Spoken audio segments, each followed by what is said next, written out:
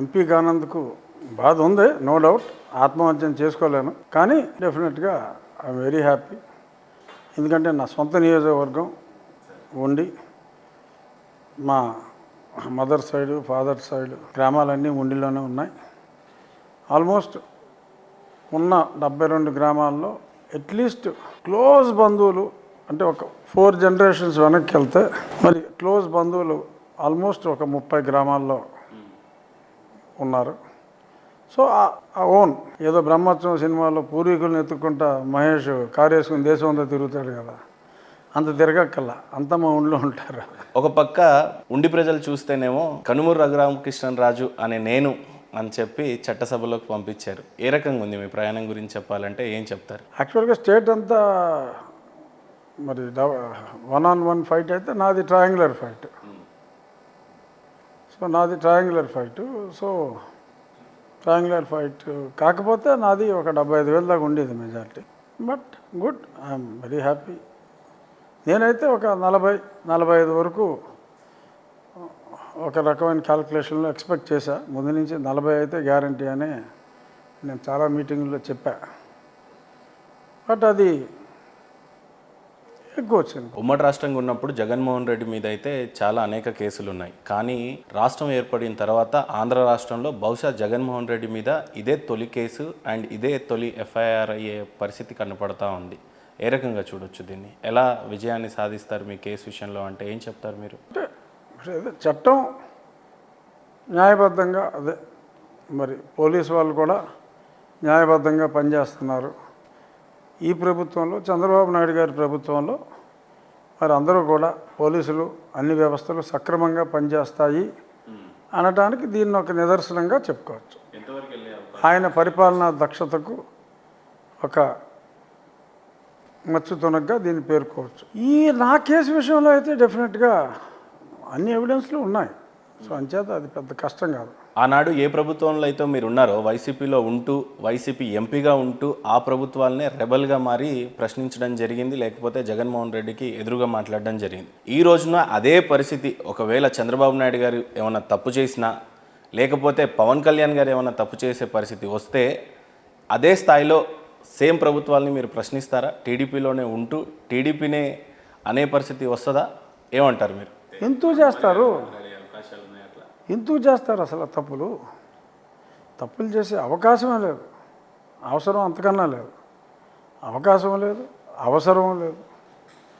తెలియక ఏదన్నా మనం మంచి అనుకున్నది ఏదన్నా మరి కరెక్ట్గా వెళ్ళకపోతే ఒకవేళ అది నా దృష్టికి వస్తే నేను కేవలం వారి దృష్టికి తీసుకెళ్తా. ఎప్పుడన్నా అనిపిస్తుందా అండి, వెల్ సెటిల్డ్ అయిన ఫ్యామిలీ ప్రజాక్షేత్రంలోకి వచ్చి ప్రజల్ని పాలించాల్సిన మీరు ఇవన్నీ వదిలేసి టార్గెటే జగన్ అయిపోయాడు, ఈరోజు మీ ఇష్యూ ఏమన్నా ఉంది అని అంటే పొద్దున్న లేస్తే జగన్మోహన్ రెడ్డి మీద ఉన్న వ్యాఖ్యలు, లేకపోతే మీరు పెట్టాలనుకుంటున్న జగన్మోహన్ రెడ్డి మీద ఉన్న కేసెస్, ఇక జగన్మోహన్ రెడ్డి తప్పితే మరొక ధ్యాస లేకుండా పోయింది. ఏమనిపిస్తూ ఉంటుంది? రాజకీయాల్లోకి ఎందుకు వచ్చానరా బాబు అని ఎవడన్నా అనిపిస్తుంటుందా? ఇప్పుడు ఒక్కసారి దిగిన తర్వాత ఇంకా వెనకడుగు వేసే ప్రసక్తే లేదు.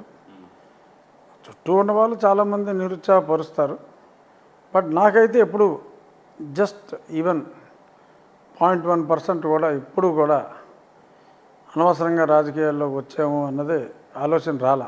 ఎందుకు రాలేదు అంటే తవే తిట్టి వాళ్ళు ఉంటారు కొంతమంది వైసీపీ వాళ్ళు, ఇప్పటికీ కూడా సోషల్ మీడియాలో అమనాభూతులు తిడతారు నన్ను, నో డౌట్. బట్ అది 2-3%, ఒకప్పుడు 20-30% ఉండేది, ఇప్పుడు 2-3%కి వచ్చింది. నన్ను అభిమానించే వాళ్ళు నన్ను ప్రత్యక్షంగా కలగకపోయినా రెగ్యులర్గా మెసేజ్ల ద్వారా ఎక్కడికన్నా వెళ్తే, ఈవెన్ హైవే మీద కూడా నేను కార్లో వెళ్తూ ఉంటే కూడా ఎవరన్నా మోటార్ సైకిల్ మీద వెళ్ళేవాళ్ళు సడన్గా చూస్తే చేసి మరీ వచ్చేసారి సెల్ఫీ సార్ అని చెప్పి హైవేల మీద నన్ను ఆపి ఫోటోలు దిగిన సంఘటనలు కోకొల్లలు, 1-2 కాదు. సో దట్ గుడ్ విల్ ప్రజల్లో ఉన్నప్పుడు ఏముంది, ఇప్పుడు ఇదేమి లేకపోతే ఇంకా ఆస్తి సంపాదించుకునే వాళ్ళమేమో. బట్ ప్రజాభిమానం అనే ఆస్తికి ఏ నోటు సరిపోదు అనేది నా భావన.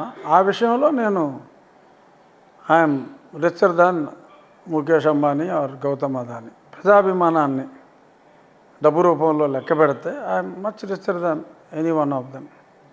డబ్బు అంటారా? ఓకే, తీసేయండి. ఈరోజు నిజంగా చంద్రబాబు నాయుడు మీ కేసు పక్షాన కానీ మీ పక్షాన కానీ మీకు జరిగినటువంటి అన్యాయం పక్షాన మీ పార్టీ టీడీపీ కానీ లేకపోతే చంద్రబాబు నాయుడు గారి నిలబడే అవకాశం ఉందా అంటే ఏం చెప్తారు మీరు? ఇంత లేదు, చంద్రబాబు నాయుడు గారు అప్పుడే నా పక్షాన్ని నిలబడ్డారు. అప్పుడు నన్ను అరెస్ట్ చేసినప్పుడు కూడా ఆయన మా ఇంటికి నన్ను అంటే పట్టుకుపోయారు.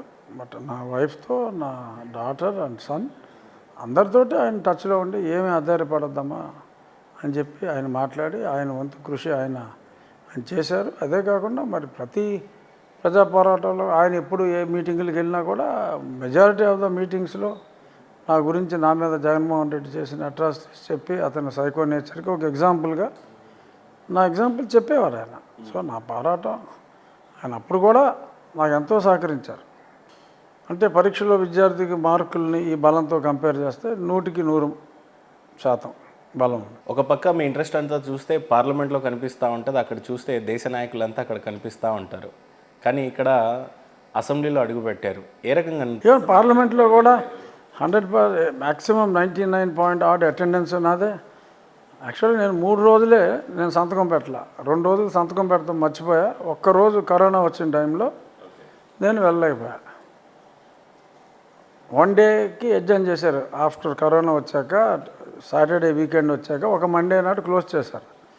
సో ఆ రోజు కరోనా టైంలో మళ్ళీ విమానం టికెట్లు, విమానం రిస్క్, వెళ్తే క్వారంటైన్ ఉంటుందో మళ్ళీ వచ్చాక మళ్ళీ ఏం క్వారంటైనో అర్థం కాని పరిస్థితుల్లో ఒక్కరోజు నేను ప్రాక్టికల్గా మానేసింది. ఒక్కరోజే 5 సంవత్సరాల్లో 2 రోజులు సంతకం పెడతాం మర్చిపోయా. మిమ్మల్ని చూస్తే ఢిల్లీ స్థాయిలో శాసించాలి అని చెప్పేసి ఉన్న ఆశలు తీరా చూస్తే అసెంబ్లీలో ఏ రకంగా ఇమ్మడి పడతారు, అసెంబ్లీలో ఏ రకంగా కొట్లాడతారు. పార్లమెంట్ అంటే కేంద్ర స్థాయి నాయకులు, ఇండియా మొత్తం అంతా అక్కడ కనిపిస్తూ ఉంటుంది. తీరా చూస్తే అసెంబ్లీలో మీ గొంతుక ఏ రకంగా వినిపిస్తుంది, ఏమనిపిస్తూ ఉంటుంది అసెంబ్లీలో అడుగుపెట్టిన తర్వాత? లేదు,